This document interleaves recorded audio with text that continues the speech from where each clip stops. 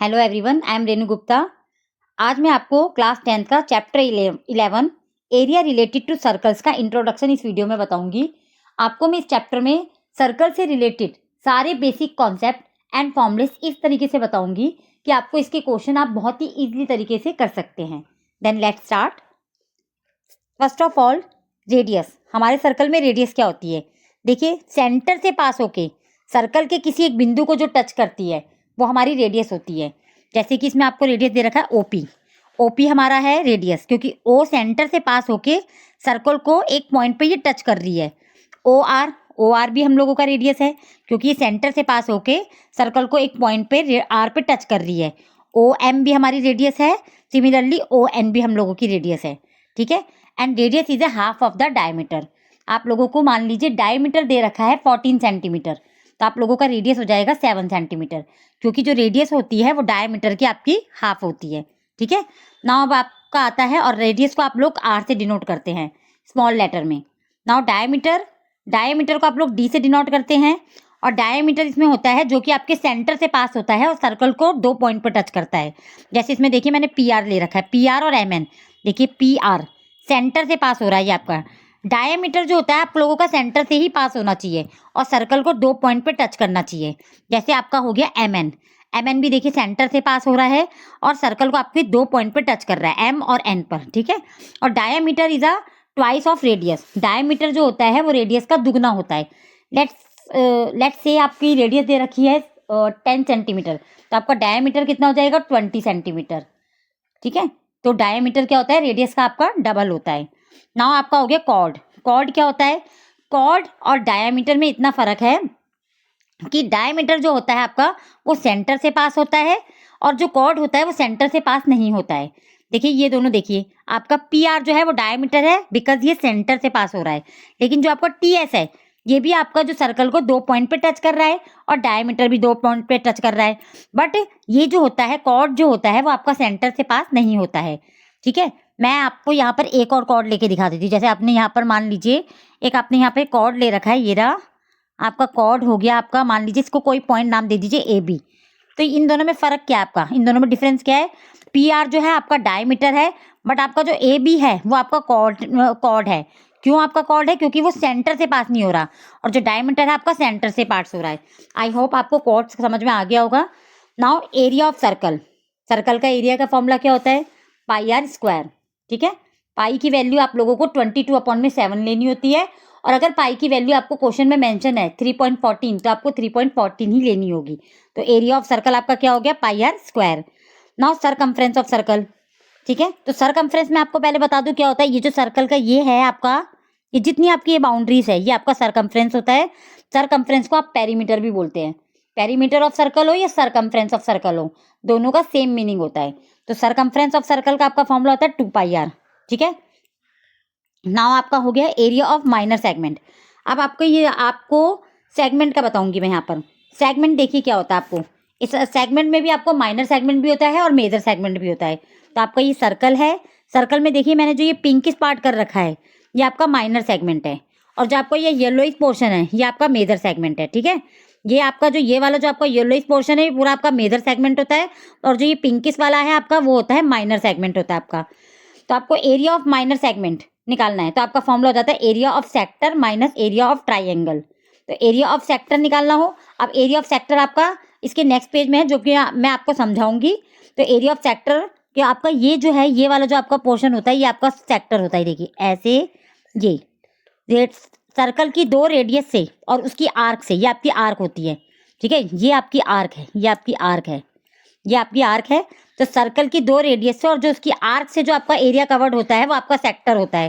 तो area of sector में से एरिया ऑफ ट्राइंगल अगर आप माइनस कर देंगे ये वाला पोर्शन आपका, तो आपका एरिया ऑफ सेगमेंट निकल जाएगा, माइनर सेगमेंट। अगर हम एरिया ऑफ सेगमेंट बोल रहे हैं या एरिया ऑफ माइनर सेगमेंट बोल रहे हैं तो दोनों का सेम मीनिंग है। ठीक है। अगर हम लोग सिर्फ क्वेश्चन में आपको आ जाता है एरिया ऑफ सेगमेंट निकालिए, इट्स मीन आपको एरिया ऑफ माइनर सेगमेंट ही निकालना है। बट हाँ, मेजर में ऐसा नहीं है। अगर मेजर है तो मेजर मेंशन होगा, बट अगर सिर्फ एरिया ऑफ सेगमेंट बोला है तो आपको उसमें माइनर ही निकालना होगा। वंस अगेन, अगर आपको एरिया ऑफ माइनर सेगमेंट है तो वेल एंड गुड है, आप समझ जाएंगे। एरिया ऑफ मेजर सेगमेंट है तो भी वेल एंड गुड है, आप समझ जाएंगे। बट अगर आपको सिर्फ बोल they find the area of segment, it's mean आपको, आप अब कंफ्यूज हो जाएंगे कि आपको माइनर निकालना है या मेजर निकालना है, तो आप समझ लीजिए कि आपको माइनर ही निकालना है उसमें, ठीक है।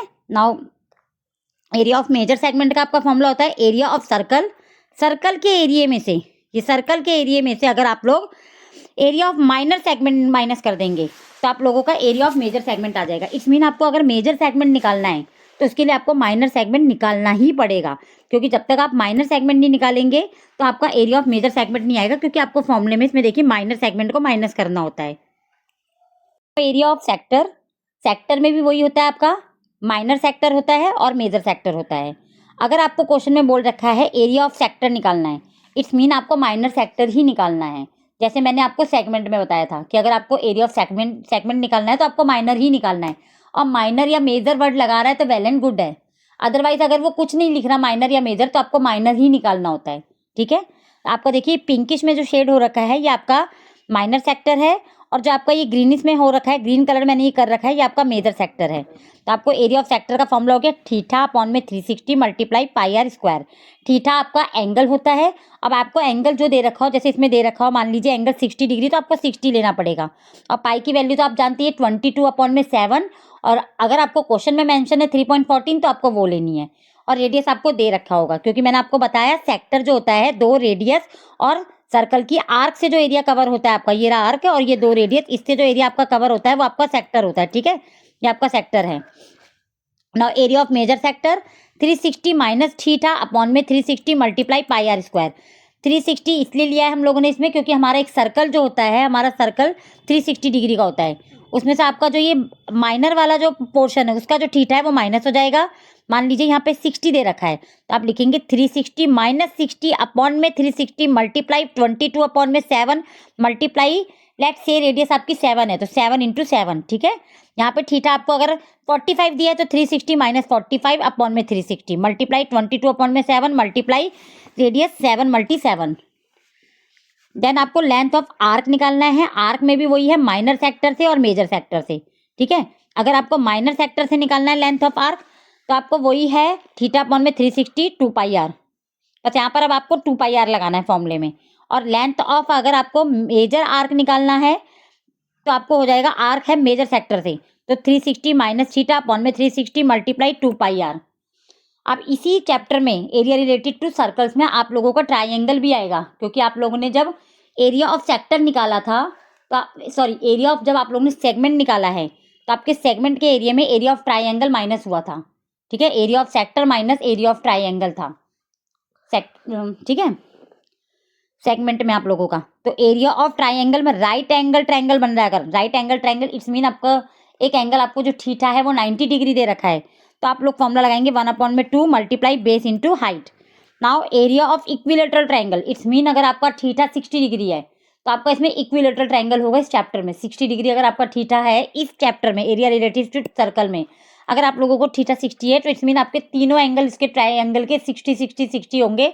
इट्स मीन वो आपका इक्विलेटरल ट्राइंगल होगा। तब आप फॉर्मूला लगा देना √3/4 ए की स्क्वायर। ए आपकी यहाँ पर साइड होगी ट्राइंगल की, ठीक है। अब आपका अगर मान लीजिए ना राइट ट्राइंगल है, ना राइट एंगल ट्राइंगल है, ना इक्विलेटरल ट्राइंगल है, ठीक है। अब आपको एरिया ऑफ ट्राइंगल निकालना हो तो आप ये वाला फॉर्मूला लगा दीजिए 1/2 साइन थीटा आर स्क्वायर, या फिर आप लगा सकते हैं 1/2 आर स्क्वायर साइन थीटा। दोनों फॉर्मूले का एक ही मतलब है, ठीक है।